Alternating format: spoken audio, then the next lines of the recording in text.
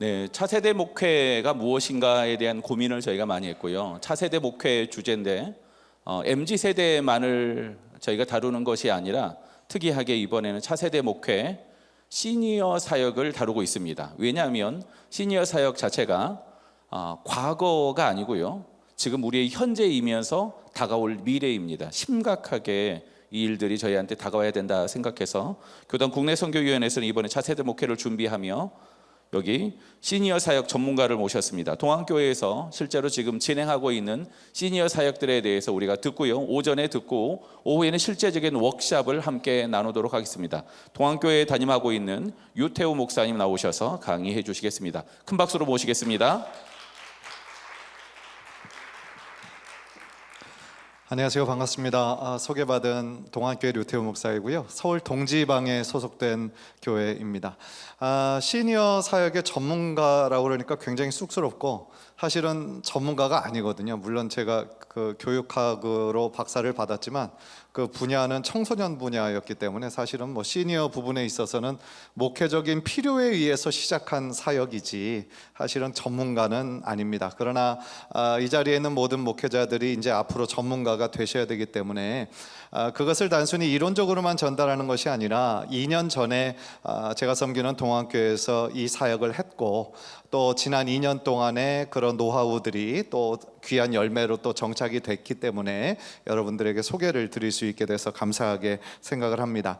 이 부흥 키워드 첫 번째가 그 광주 성결교회에서 있었는데요. 그때 류승동 총회장님께서 미래라는 주제로 말씀하시면서 미래는 준비하는 자에게 주어진다라는 말씀하셨어요. 우리가 처음 듣는 말은 아니고 우리가 여러 번 들었던 말씀이죠. 사실 시대가 너무나 빠르게 변화하고 있잖아요. 그런데 그 말씀을 들으면서 오늘 우리가 함께 나눠야 될 이 시니어 목회랑도 굉장히 연관성이 깊다라는 생각을 했습니다. 사실은 부흥의 파도를 주시는 분은 하나님이시죠. 우리의 힘으로는 파도를 일으킬 수 있는 힘은 없습니다. 그러나 우리가 할 수 있는 영역이 있어요. 부흥의 파도가 올 때 그 파도를 타는 겁니다. 네. 그런데 부흥의 파도를 타는 사람이 사실은 많지 않습니다. 저 멀리서 저 파도 너무 멋지다, 나도 한번 타고 싶다 라고 생각만 하는 사람들은 절대로 부흥의 파도를 탈 수 없어요. 어떤 사람이 부흥의 파도를 탈 수 있습니까? 이미 바닷 가운데 준비하고 있는 사람이죠.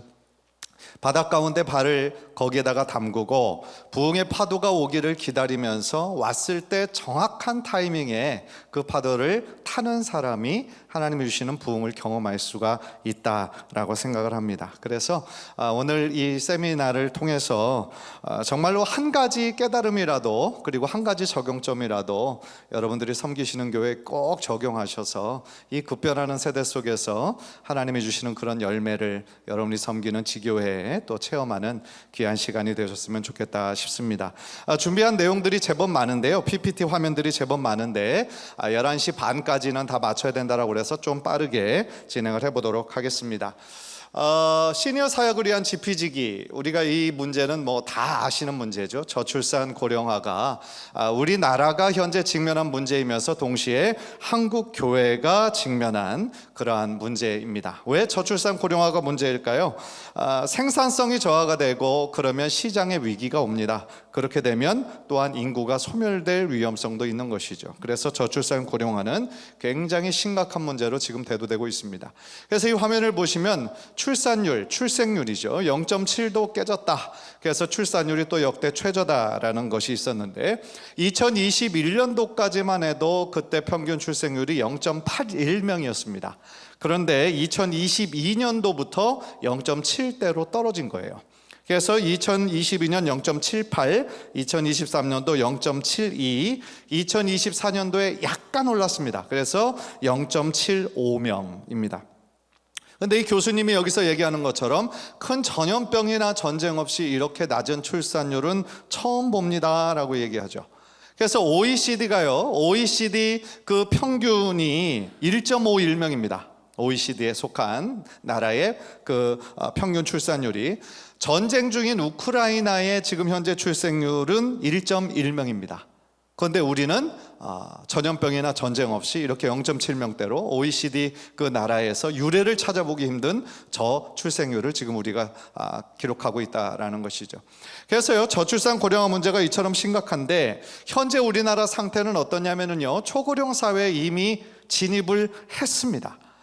많이 들어보셨어요. 여러분들 사회에서 또 뉴스란에서 지금 작년 연말부터 이 이야기가 계속 나오고 있는데요. 그럼 그 기준은 뭘까? 고령화 사회라고 했을 때요, 65세 이상 인구가 총 인구를 차지하는 비율의 7% 이상일 때 지금 사회가 점점 고령화되고 있다 해서 고령화 사회라고 이름을 붙입니다. 고령 사회는요, 65세 이상 인구가 총 인구를 차지하는 그 비율이 14% 이상일 때 그 사회를 고령 사회다라고 명명합니다. 그런데 그것을 지나서 비율이 20% 이상, 그러니까 5명 중에 1명이 65세 이상인 사회를 초고령 사회다라고 얘기하는데 우리나라는 이미 연초에 이것을 들어섰다라는 얘기입니다. 그래서 우리나라는 현재 초고령 사회인 것입니다.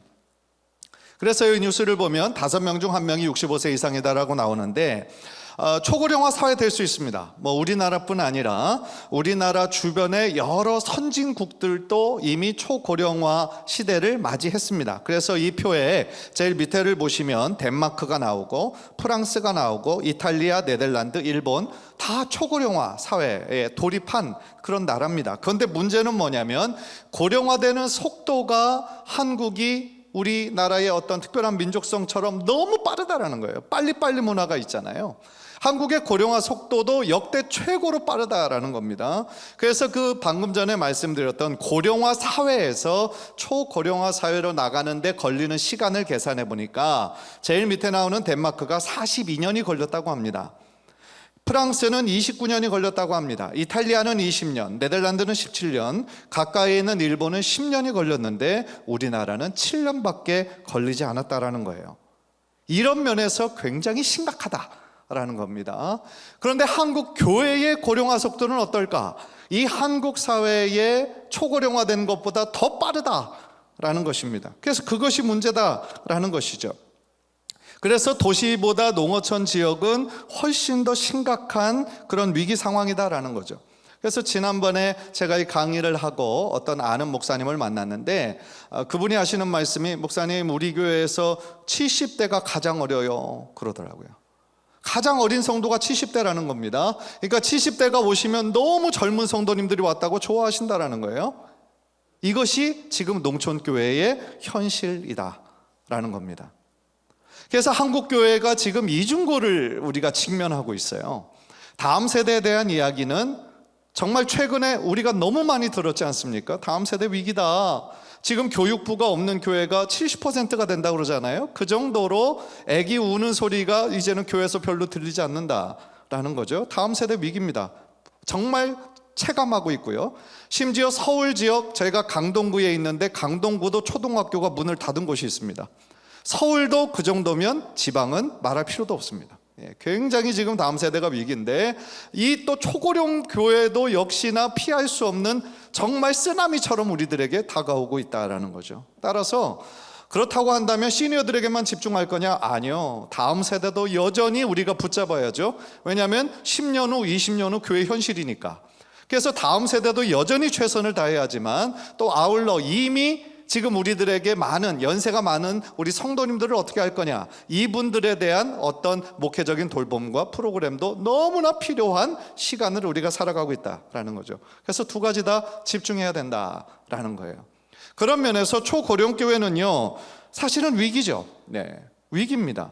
왜냐하면 지금 은퇴하신 분들이 많아지고 노인들이 많아지면 어떻게 됩니까? 교회의 사역이나 활성화에 있어서 문제가 생기죠. 그리고 당연히 직장에서 이제 은퇴를 하신 분이니까 교회 그 수입이 줄기 때문에 교회 드리는 헌금도 줄어들 수밖에 없습니다. 그러니까 분명한 객관적인 그런 현실을 보자면 위기입니다. 그렇다고 한다면 그냥 위기를 위기라고 알고 우리가 그냥 그 자리에서 주저앉을 것인가? 그럴 수 없다라는 거죠. 시대가 빠르게 급변하는 이 시대 속에서도 하나님은 여전히 일하시고 계심을 믿으면서 이 위기를 어떻게 기회로 바꿀 것인가가 우리 모든 지교회 담임 목회자 사모님들의 사명으로 우리가 알아야 된다라는 것이죠. 그래서 패러다임 전환이 필요하다라는 거죠. 그래서 위기를 오히려 우리가 기회로 삼자. 우리나라가 지금까지의 역사를 통해 볼 때 여러 그 위기를 오히려 기회로 만들어 역전한 그런 경험들이 있잖아요. 우리 교회도 마찬가지라는 거죠. 이 위기를 새로운 기회로 삼을 방법은 없을까? 위기는 영어 단어로 crisis지만 기회는 chance죠. 같은 C로 시작하지만 의미는 완전히 다른 단어가 되는 것이죠. 따라서요, 시니어 사역을 위한 지피지기로 여러분들 액티브 시니어라는 말을 들어보셨습니까? 액티브는 활발한, 활동적인, 시니어는 이제 노년의 그런 시대를 시니어라고 부르는 거죠. 그런데 여러분, 요즘 시니어들은요, 사실은 그 전에 노인들과 많이 달라요. 그리고 그 노인들이 스스로 생각하는 노인에 대한 관점이나 생각도 많이 달라졌어요. 그게 어떻게 달라졌냐면 이런 면에서 다릅니다.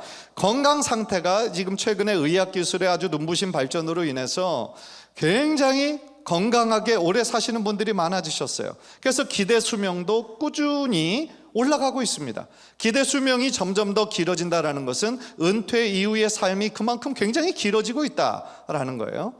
그리고 노인들에 대한 생각도 달라집니다. 노인들이 스스로 노인이라고 생각하지 않아요. 여러분들 최근에 한 50대 후반인 줄 알았더니 70대 초반인 그런 어르신들 뵌 적 없습니까? 그런 분들이 많이 계세요. 여전히 왕성히 활동하고 자신의 건강에 관심이 많고 취미 활동 열심히 하시고 열심히 배우러 다니시는 분들이 우리들 주변에 많이 있습니다. 그런 분들을 우리는 액티브 시니어라고 부르는 거예요.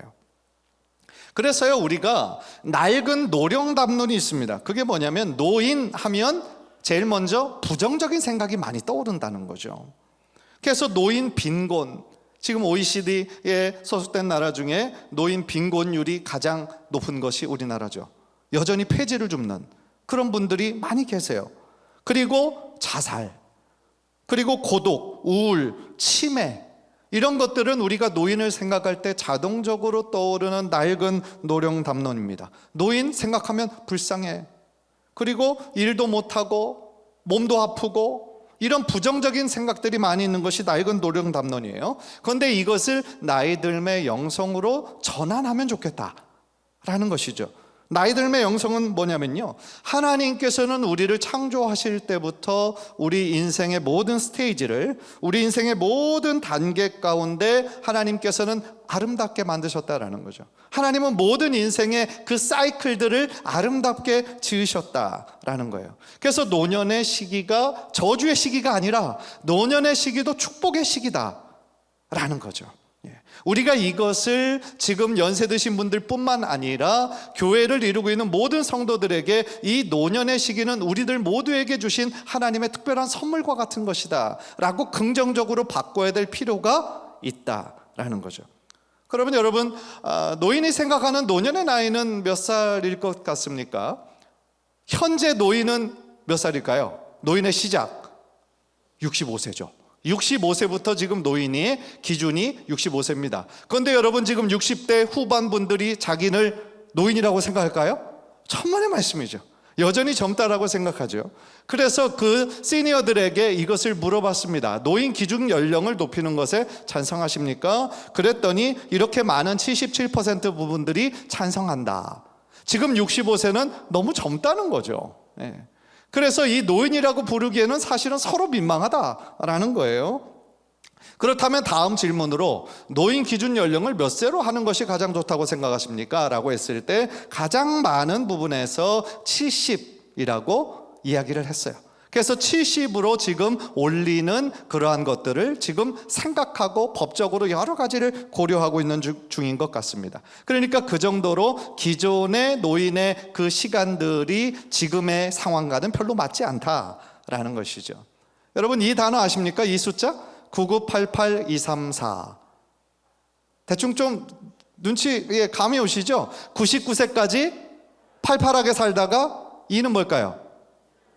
이틀 아프다가 3일째 죽는 거예요. 그러니까 모든 연세 드신 분들이 이거를 꿈꾸는 거예요. 99세, 100세 인생이라고 그러니까 99세까지 우리 팔팔하게 살다가 딱 이틀만 아프고 3일째 죽는 거. 그러나 사실은 병상에서 계시는 분들이 굉장히 많으시죠. 그러나 이것을 꿈꾸고 있다. 58은 뭐냐면요, Old People with Active Lives라는 뜻이에요. 58, 오빠라고 어떻게 보면 좀 비슷하게 보이기도 하는데요. 그러니까 연세 드신 분들이지만 Active Lives, 활발한 삶들을 살고 있는 연세 드신 분들. Old라는 단어도 있습니다. Y-O-L-D, Young Old. 그러니까 노인이지만 젊은 노인. 그러니까 약간의 좀 반의적이고 그런 의미가 있는 거죠. 작은 거인 하는 것처럼 다 나이 든 사람이 아니라 젊은 노인, 이것을 영 올드라고 얘기합니다. 그래서 액티브 시니어가 새롭게 등장했습니다. 그렇지만 여전히 패시브 시니어들도 있습니다. 일본 저자가 쓴 책 중에 하나가 과로 노인이라는 책이 있어요. 하류 노인 혹은 노후 파산, 노인 빈곤율, 자살률, 고독사, 이런 것들에 대한 현실을, 일본에서 일어나고 있는 현실을 지적한 책이 바로 이 과로 노인이에요. 근데 지난번 광주교회에서 그 집회를 딱 마치고, 이거 왜 꺼졌죠? 네. 화면, 이 집회를 마치고 어떤 목사님이 저한테 오셔서 이렇게 말씀을 하시는 거예요. 목사님, 우리 교회는 다 패시브 시니어예요. 그러니까 액티브 시니어들은 많지 않고 대부분 다 이렇게 여러 가지 문제로, 또 질병으로, 경제적인 이유로 여러 가지로 수동적인 그런 삶을 살아가는 분들이 대부분이다라고 고백하는 경우도 제가 들었습니다. 그런데 여러분, 왜 노인이 아니고 시니어라고 부를까요? 시니어는 영어죠. 시니어라는 단어에는 선배, 상급생이라는 의미가 있습니다. 반대말은 주니어예요. 그래서 미국의 그 대학교 혹은 고등학교도 마찬가지인데 첫 번째 프레시맨부터 시작해서 제일 마지막 졸업학년을 다 시니어라고 부릅니다. 그러니까 시니어라는 말에 선배, 상급생이라는 말이 있고요. 예전에는 우리가 노인이라는 말도 많이 썼고, 어르신, 이 실버라는 단어는 일본에서 시작된 말이고요. 그래서 실버 학교 이런 것도 많이 했었죠. 일본에서 나온 말이고, 신중년도 마찬가지입니다. 그래서 시니어라는 단어를 선택한 이유가 여러 이유가 있는데 바로 이런 의미에서 우리 인생의 후배들에게 삶의 지혜를 전하는 존경받는 노년으로, 그래서 늙은이 말고 시니어. 그래서 저희 교회에서 시니어 학교를 할 때 노인이라는 말이 좋으세요? 물으면 노인이라는 말을 좋아하는 분들은 한 분도 안 계세요. 그러니까 노인이라는 말에 늙은이라고 하는 좀 부정적인 의미가 많이 있는 것이 기분 안 좋다라는 것이죠. 그래서 그 말을 우리가 시니어로, 삶의 지혜를 전하는 존경받는 노년으로, 인생의 선배로 우리가 대접을 한다라는 그런 의미인 거죠. 그래서 거룩한 나이듦을 소망하는 목회 대상으로서의 노년 성도를 우리 사역의 대상으로 삼자라는 겁니다. 그래서 여러분도 잘 아시는 헨리 나우엔이라고 하는 그 신학자가 이렇게 얘기를 했어요. 노년의 시기는요, 천천히 쇠락하는 것이 아니라 점진적으로 성숙하는 단계라는 거예요. 점진적으로 성숙하는 시기가 이 노년의 시기다라는 거죠. 천천히 사라지는 것이 아니라 무르익어 가는 것이죠. 그 시간이 바로 노년의 시기다라는 거예요. 그래서 시니어 목회의 핵심, 우리 한번 다 함께 한번 읽어볼까요? 시작. 영성을 온 성도가 함께 말하고 경험하게 하는 것. 그러니까 누구나 거쳐야 하는 시기입니다. 누구나 거쳐야 해요. 예외가 없어요. 그래서 아까 오래된 고령 담론, 부정적인 노인에 대한 그런 생각들이 아니라 나이 들매 영성, 하나님께서 특별히 허락하신 그 귀한 인생의 시기라는 것을 온 성도가 함께 말하고 경험하게 하는 것이다. 그래서 인생의 소중한 과정일 뿐만 아니라 소중한 선물이 될 수 있다라는 거죠. 그래서 이분들에 대한, 교회 사역에 대한 그런 질문을 했을 때 교회 사역에 대한 이들의 사고의 변화가 있었어요. 그러니까 기존의 우리 교회에서는 어떻습니까? 성결교회뿐만 아니라 대부분의 교회에서 법적으로 정한 연령이 있죠. 사역에 할 수 있는 나이 몇 세입니까? 70이잖아요. 70이면 보통 자신이 맡고 있던 사역에서 다 공식적으로 내려놓게 되어 있어요. 그러나 이젠 시대가 이렇게 변했고, 솔직히 농촌교회나 그런 지역교회에서 더 사역을 하기를 원하시는 분들이 계시잖아요.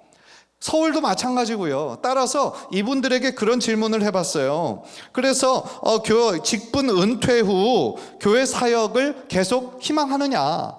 그랬을 때 2022년도에는요 25%가 그렇다, 계속 하고 싶다 라고 얘기를 했어요. 그런데 2024년도 작년에 그 리서치한 거 보니까 34%가 여건이 허락하면 계속 하고 싶다. 무슨 얘기입니까? 시간이 지날수록 계속 사역하고 싶은 분들이 늘어나고 있다라는 사실이죠. 따라서 시니어들을 위한 새로운 사역이 있었으면 좋겠다라는 거예요. 그리고 시니어들이 더 나아가 주체가 되어서 계속 섬길 수 있는 사역이 너무나 필요하다라는 거예요. 그런데 현재까지 우리가 늘상 교회에서 해오던 시니어 사역하면 뭐가 있을까요? 아마 거의 대부분의 교회에서 어떤 관광을 시켜드린다든지 아니면 좋은 식사를 대접한다든지 선물을 드린다든지 우리가 이런 일회성 사역에 머무를 때가 참 많이 있는 거죠. 그러니까 사역의 주체가 아니라 목회의 돌봄의 대상으로만 그들을 바라봤다는 거죠. 그런데 이들을 위한 프로그램과 교육과정, 더 나아가 이분들이 주체가 될 수 있는 사역의 현장이 있다면 이분들이 얼마나 힘을 내고 재밌게 사역을 할 수 있겠느냐는 거죠. 그래서 그런 장을 우리 목회자들이 마련해 주자라는 것이죠. 그래서 시니어 사역의 좋은 예가 성경 공부나 소그룹이 있는데요. 시니어를 위한 교육이 있어요. 그러니까 시니어들을 대상으로 하는 교육. 예를 들어 노화에 대한 이해. 그러니까 신앙적인 성경적인 것뿐만 아니라 그들의 신체적으로 겪게 되는 심리 사회적으로 겪게 되는 여러 가지 변화들을 교육하자는 거예요. 그리고 노년기 질병에 대한 건강관리, 우울증 예방교육 그런 것들 하자는 거예요, 교회에서. 그리고 시니어에 대한 교육은 교회 전체 성도를 대상으로 하는 거예요. 그래서 시니어에 대한 부정적인 인식들을 좀 변화시키자라는 것이죠. 그래서 시니어들이 신앙 공동체 안에서 인생의 선배로서 신앙의 선배로서 좋은 분이 될 수 있도록 하자는 거예요. 그래서 가장 궁극적으로 바람직한 거는 시니어에 의한 교육도 이루어지면 참 좋겠다라는 거죠. 그래서 그분들이 교회 사역에 어떻게 보면 강사나 또한 교사가 돼서 구역장이 돼서 스스로 주체가 돼서 섬길 수 있는 사역이 되면 좋겠다라는 거죠. 최근에 저희 교회 30, 40대 이런 그룹을 묶어서 한 달에 한 번씩 모임을 하는데 우리 원로 장로님을 그날의 강사로 제가 초대를 했어요. 원로 장로님을. 그날의 주제는 일과 신앙이었습니다. 일과 신앙. 사업하시는 분인데 그 사업을 하면서 또 신앙생활을 하면서 어떻게 이것의 밸런스를 잘 유지하며 하셨습니까? 이거에 대한 삶의 지혜를 듣는 시간이었어요. 너무 좋았다고 그러더라고요. 나이 차이는 많이 나지만 우리 30, 40대 젊은 세대들이 공감하면서 또 그분이 가신 그 길을 도전받으면서 너무 좋은 피드백이 많았어요. 이런 식으로 후반부에는 또 원로 장로님 한 분 초대해서 이 크리스찬의 경제관에 대해서 또 배우는 그런 시간을 배우려고 그러거든요. 그러니까 진짜로 자신이 하던 사역에서 은퇴하였어도 계속해서 섬길 수 있는 그런 자리를 우리가 좀 마련하면 참 좋겠다라는 것이죠. 그래서 시니어 목회를 위한 첫걸음은요, 먼저 여러분 우리 교회의 고령화율을 한번 좀 계산해 보시면 좋을 것 같아요. 여러분들 혹시 계산해 보신 분 계실까요? 아마 대부분이 연세 많이 드신 분이야 막연하게만 생각하지 사실은 몇 세야 라고 이렇게 정하신 분은 거의 없을 것 같아요. 저도 강의를 준비하면서 한 달 전에 처음으로 해봤거든요. 58세예요 저희 교회는.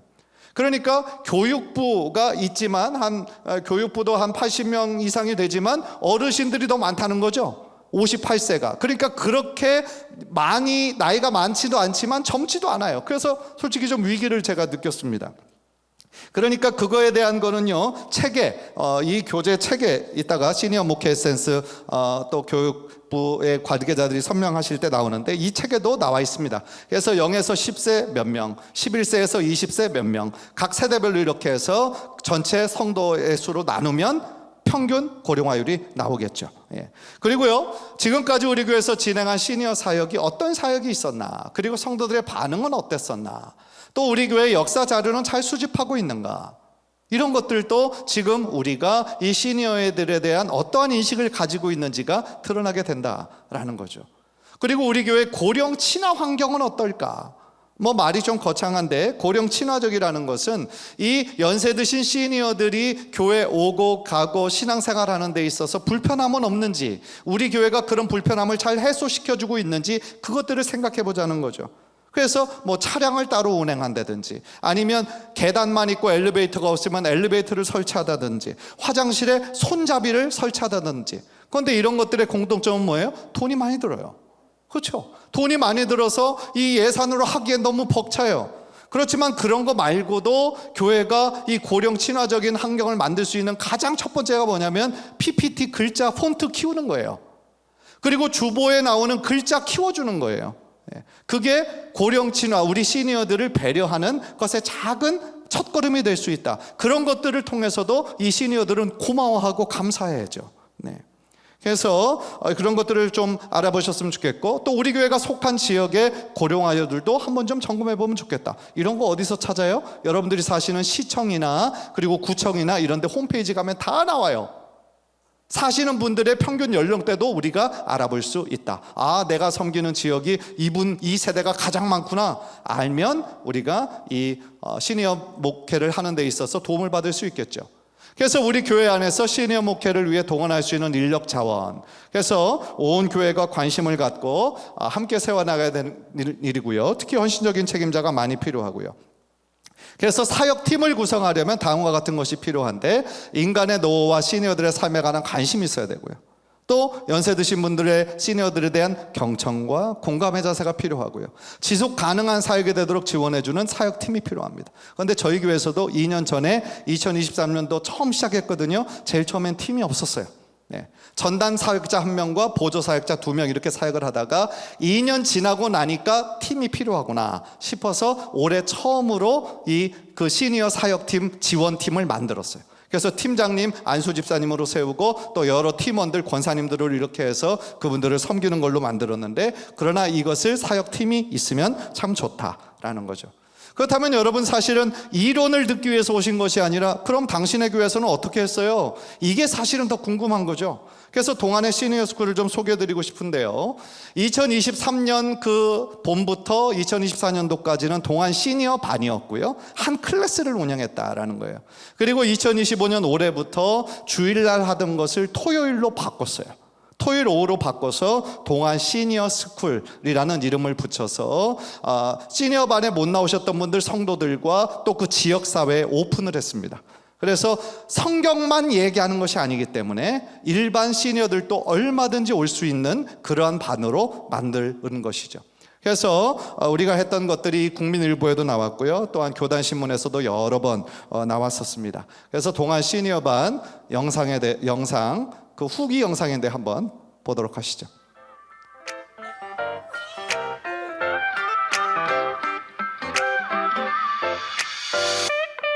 나는 시니어, 행복한 시니어.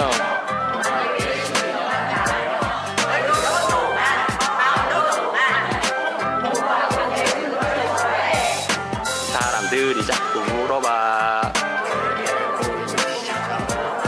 정말 쉬운 질문이야. 답이 너무 많아. 이 나이가 되어도 배울 것이 많아. 지나왔던 나의 삶의 감사. 소명 찾아오는 하루 살아. 다가오는 정부서 준비해. 여수가 달래처럼 용기내. 뭐가 됐든 행복하면 되지. 뭐가 됐든 함께하면 되지. 사실 내가 제일 되고 싶은 건 하나님의 자녀. 권사님 동안교회 시니어반 어때요? 동안교회 시니어반 너무너무 좋아요.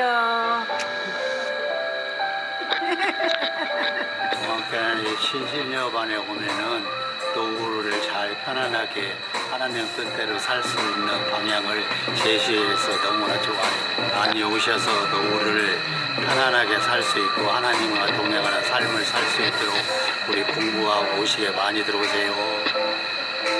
동안교회 시니어반 어떠세요?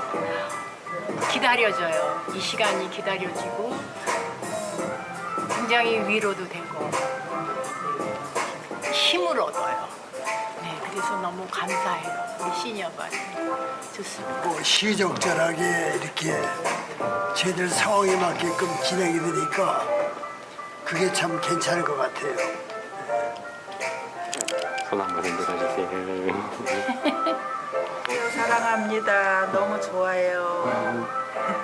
시니어반이 있어서 행복하고요. 너무 우리가 나이 먹어서 어떻게 살아야 한다는 걸 잘 배우고 있습니다. 너무 좋습니다. 아멘. 감사합니다. 시니어반 너무 좋아요.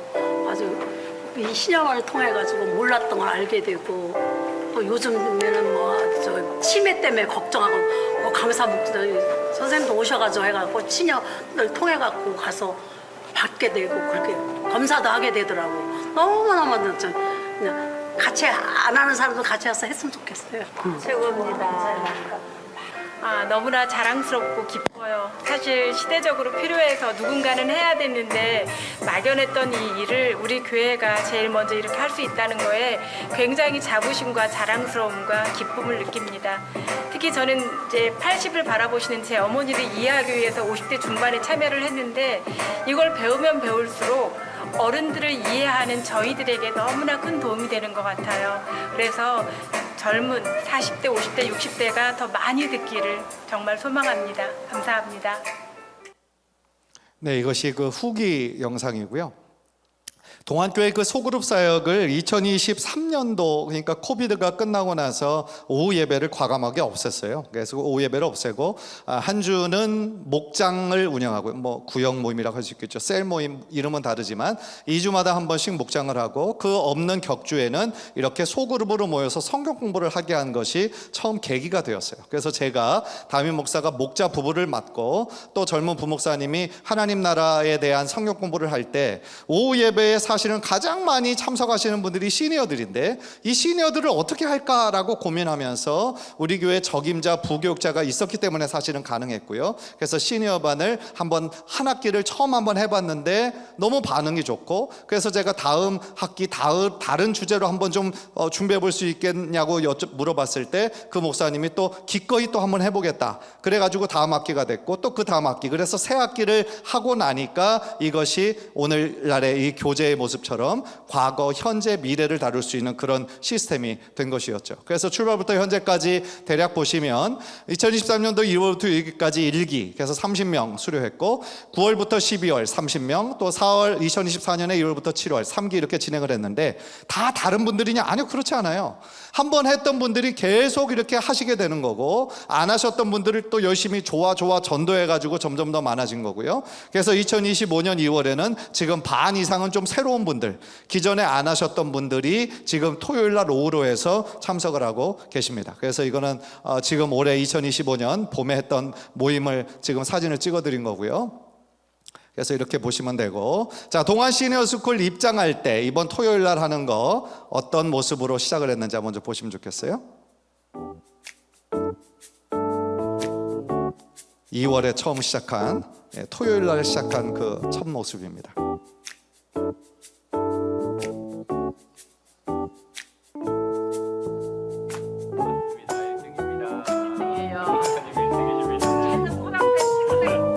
엄청 예쁘게 나와요.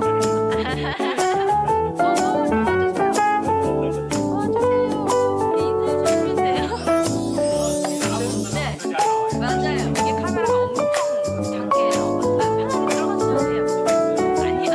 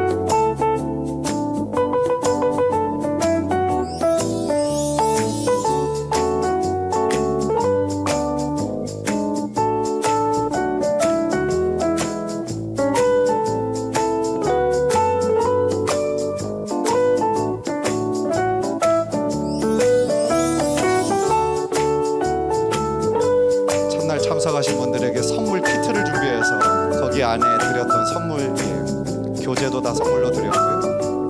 필기도구, 필통, 말씀 카드 선물로 드렸던 장면입니다. 네.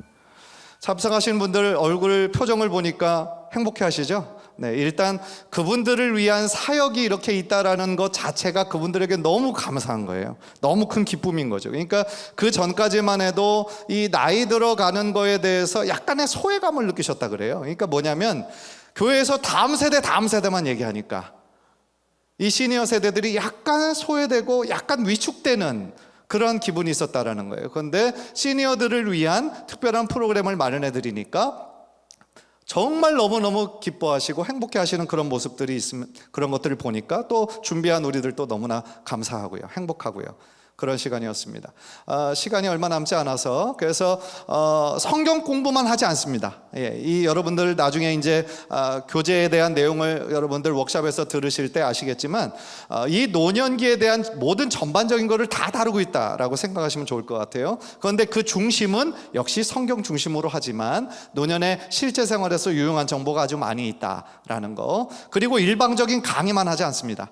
강의는 한 반 정도고요. 나머지는 참여하실 수 있는 거. 그래서 소그룹으로 대화할 수 있는 그런 프로그램도 갖고 있다라는 거죠. 그래서 효과적인 사역을 운영하는 데 있어서 사전 점검 및 기획하기가 필요하고요. 이 10가지 걸림돌만 말씀하고 나머지는 이 책에 나오니까 참조하시면 좋을 것 같습니다. 시니어들은 더 이상 배울 필요가 없다. 아니요, 그렇지 않아요. 평생 배워야죠. 성장하는 것이 멈추면 안 되는 거죠. 그래서 계속해서 배울 필요가 있고요. 활동적이지 않다? 아니요. 액티브 시니어가 새롭게 등장했다라는 거죠. 돌봄의 대상이 아니라 이제는 사역의 주체가 될 수 있다. 시니어 사역은 교제를 중심으로 하는 사교 모임이다. 물론 교제 중요하게 하지만 예수 그리스도를 중심으로 하는 모임이다.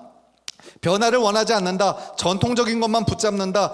그런 편견이 있지만 그거는 오해예요. 변화하기를 원하시는 분들이 여전히 많이 있다라는 거죠. 따로 분리된 프로그램으로 여기면 안 되고 교회 전체적인 교회의 하나됨에 있어서 굉장히 중요한 사역으로 이해하면 좋겠다라는 거죠. 그래서 나이 든 사람들만의 일이 아니라 모든 교회 온 세대들이 함께 존중하고 함께 세워드리는 일이다라는 거죠. 그래서 더 이상 새로운 소명을 받지 않은 것이 아니라 재소명을 발견하는 시기, 그것이 바로 노년의 시기다. 그래서 시니어들에게 필요한 건 오직 천국에 대한 소망뿐만 아니라 이 땅에서의 삶을 잘 마무리하는 것까지 다 포함해야 된다라는 거죠. 그래서 시니어 사역에는 재정을 많이 사용할 필요가 없다. 그렇다고 해서 이것이 돈이 많이 든다는 아니에요. 돈은 많이 들지는 않지만 그러나 어떤 팀을 새롭게 만들고 운영을 하는 데 있어서 어느 정도는 필요할 수 있겠다라는 거죠. 그래서 목회 10가지 원칙은 그냥 눈으로만 이렇게 한번 보시면 되고요. 여러분들 책을 만약에 구입하시거나 받게 되시면은 여기에 다 나와 있는 원칙입니다. 시간 관계상 넘어가겠습니다. 그래서 가능하시다고 한다면 대형 교회, 큰 교회 같은 경우는 이렇게 나눠서 운영할 수 있겠습니다. 그러나 저희 교회도 이렇게 나누지는 않고 한꺼번에 다 합니다. 그래서 제가 섬기는 교회는 큰 교회가 아닙니다. 만약에 큰 교회에서 한다 그러면은 우리 지교회에서 적용하기가 어렵다라고 생각하실지도 모르겠는데 저희 교회는 중형 사이즈입니다. 따라서 그런 사이즈의 교회에서도 더 작은 교회에서도 얼마든지 할 수 있다라고 말씀을 드리고요. 그래서 시니어 학교를 일단 제일 처음 할 때 잘하셔야 돼요. 학교를 명칭을 정하는 것도 우리 시니어들이 함께 참여할 수 있도록 하면 참 좋아요. 그래서 저희 교회 이름은 동안교회입니다. 그러니까 시니어들이 좋아하는 게 젊어지는 거잖아요. 젊어 보이는 거잖아요. 그래서 동안이라는 말의 원래 중의적인 의미가 그렇게 있어서 원래 의미는 그게 아닌데 동쪽의 안식처라는 뜻인데 동안의 이름을 그대로 정해서 우리는 토요 동안 시니어 학교라고 이름을 붙인 거고요. 그것을 위해서 기도 모임과 홍보하고 온라인 홍보하고 또 담임 목사님이 광고 시간을 활용하고 이런 것이 중요하고요. 첫인상이 가장 중요합니다. 한 번 했는데 그것이 별로였어. 그러면 다음번에 광고에도 사람들이 그렇게 호응하지 않습니다. 첫 번째 하실 때 잘 준비하셔야 돼요. 그래서 운영의 시기도 계절이 중요합니다. 한여름은 피하셔야 돼요. 그리고 추운 혹한기도 피하셔야 돼요. 그리고 어르신들, 시니어들이 많이 오실 수 있고 편리할 수 있는 그런 시간대 요일을 정하셔야 돼요. 그리고 그것들을 지속적으로 할 수 있는 시간을 가지시면 좋아요. 그래서 이 교재를 만들어질 때 10주짜리로 만들었습니다. 그래서 그 10주 빠지지 않고 연속적으로 할 수 있는 그 시간과 장소를 정하시면 좋겠다. 장소는 안전한 게 최우선입니다. 안전해야 돼요. 그래서 화장실이나 언제나 낙상 위에 넘어지시는 것이 가장 위험한 거기 때문에 그러한 안전한 장소 하셔야 되고요. 예산 및 재정 운영도 이렇게 참조하시면 되겠습니다. 평가하는 거 중요하고요. 왜냐하면 다음 2기를 해야 될 때 이런 평가하는 것이 중요하니까 어떠셨는지 꼭 여쭤보시고 그것에 대한 것들을 좀 조사해서 결과를 얻으시면 좋을 것 같습니다. 그래서 이제 에센스 시리즈가 나오고요. 이 전 거는 안 나오네요.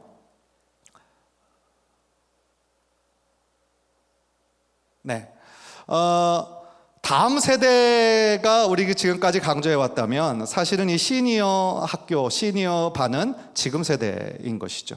그러니까 모든 그 교회에서 지금의 교회의 모습으로 성장할 수 있도록 아름답게 자리 잡을 수 있도록 많은 헌신과 눈물로 기도해 주신 분이 지금의 시니어 세대들 아니겠습니까? 그래서 그분들을 세워드리고 존중하고 교회 전체가 그분들을 위해서 기도하고 사역의 어떤 동반자로 여기면 참 좋겠다. 그래서 지금 세대가 없는 다음 세대는 없다라는 거 말씀 제가 결론으로 드리고요.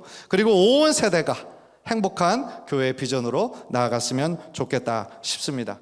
그래서 여러분들 모두가 어떻게 보면 좀 많은 내용인데 짧은 시간에 집중하느라고 어떤 면은 좀 부족한 면이 있을 수 있겠지만 지금 우리들이 섬기는 교회에서 이 시니어들을 위한 사역은 너무나 필요하고 시니어 사역을 했을 때 많은 열매가 있고 그분들도 너무 행복해하시고 기뻐하시고 또 그것을 우리가 진행하는 우리들도 같이 행복해질 수 있는 귀한 사역이다라는 거죠. 그래서 여러분들 이번 부흥 키워드를 통하여서 좋은 사역의 아이디어를 얻으시고 이따가 오후에 있을 그 워크숍에서 또 구체적인 것까지 다 들으셔서 여러분들 교회가 정말 시니어 모든 세대들이 함께 행복해하고 또 함께 성장하는 기쁨을 맛보시는 교회 되시기를 주님의 이름으로 간절히 축복합니다. 감사합니다.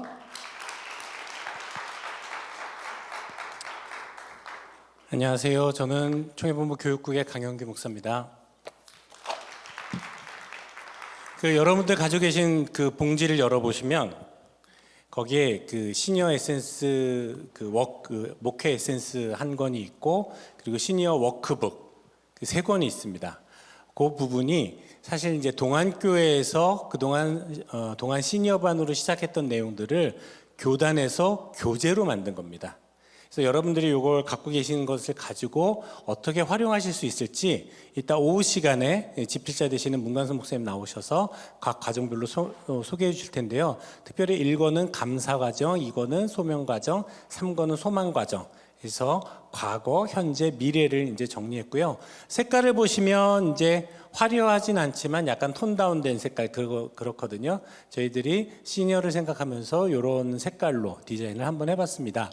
그래서 요 교재를 이제 시니어 목회 에센스하고 워크북 3권 하면 한 45,000원 되는 교재인데 이 부분을 우리 교육위원회에서 총회 교육위원회에서 후원을 해서 여러분들께 한 권씩 드린 겁니다. 그래서 혹시 여기에서 더 필요하신 것이 있으시면 저희 교육국으로 이제 주문해 주시면 되고요. 특별히 제가 이 시간에 나와서 광고를 드리는 것은 지금 거기 보시면 지도자용은 따로 내용이 들어가 있지 않아요. 그래서 지도자용은 여러분들이 이따 강의를 들으시고 여기 보시면 지도자용 그 교사 가이드 PDF가 있습니다. PDF가 있고 그리고 각 과정별로 10과씩 교회에서 실제 사용하는 PPT가 따로 있어요. 그리고 아까 보셨던 그 뭐 말씀 카드라든지 뭐 웰컴 할 수 있는 이런 카드라든지 그리고 현수막 뭐 수료증 이런 그런 자료들을 저희가 패키지로 따로 묶어서 요거는 각 과정별로 따로 판매를 할 겁니다. 온라인으로 주문하시면 그걸 구입하셔서 각 교회에서 쓰실 수 있도록 그렇게 제공을 해드릴 테니까 여러분들 이따 강의를 오후에 잘 들어보시고 필요하다 싶으시면 저희 교육국 홈페이지 들어오셔서 요 내용들을 확인하실 수 있습니다. 그렇게 되면 그냥 한 교회에서 머물렀던 프로그램이 교단에서 여러분들이 사용하실 수 있는 교재로 만들고 그 교재만 드리는 것이 아니라 그 교재를 이용할 수 있는 잘 활용할 수 있는 패키지 자료까지 드리니까 한번 확인해 보시고 잘 들으시고 목회에 많은 도움 되었으면 좋겠습니다. 감사합니다.